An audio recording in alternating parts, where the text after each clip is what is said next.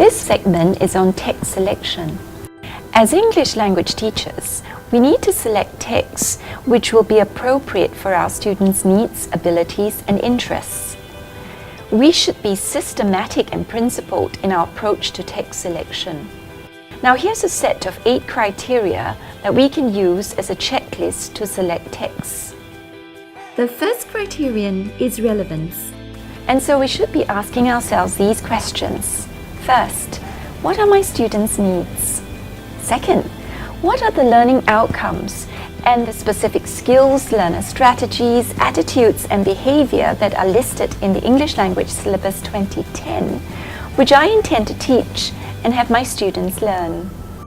And third, how relevant and appropriate is the text in helping me achieve the learning outcomes and the specific skills, learner strategies, attitudes, and behavior which I have identified?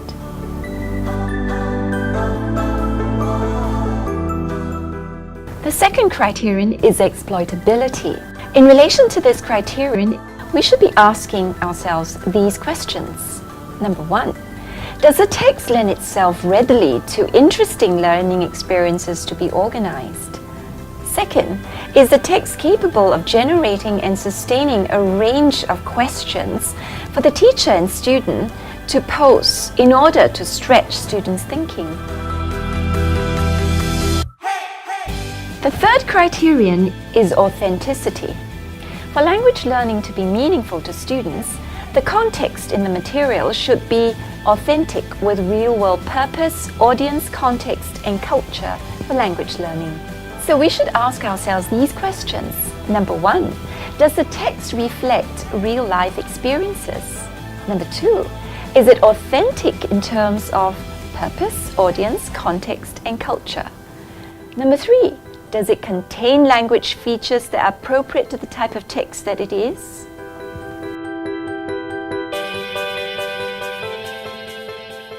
The fourth criterion is linguistic demands. So we should ask ourselves these questions. Number 1, how dense is the text?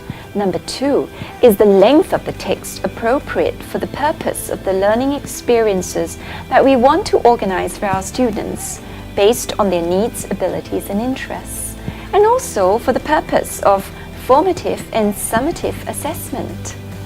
Number 3, is the vocabulary accessible to my students?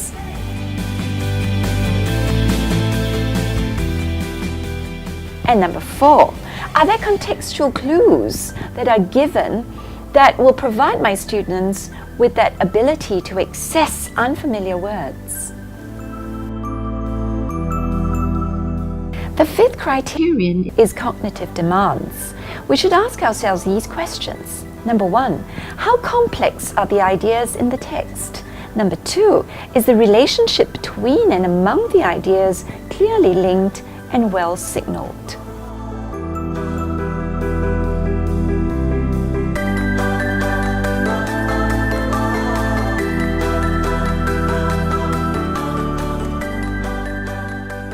The sixth criterion is organization and layout. And so the questions we should ask ourselves are, first, is the organization of the text clear?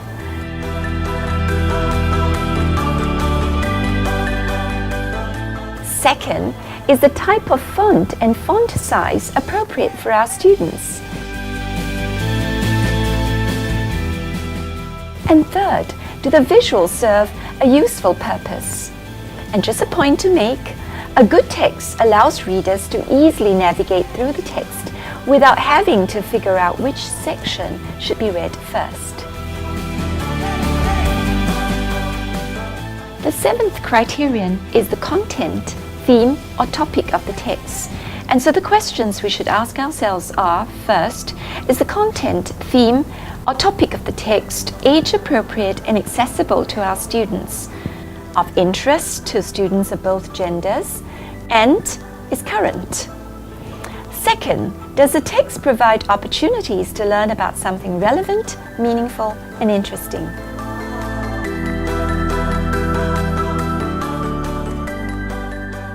The eighth criterion is freedom from bias.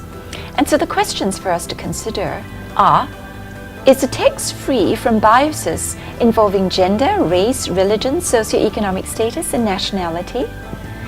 Is it offensive in any way in terms of the stereotypes that are presented? Or is there sensitive, controversial, and inappropriate subject matter?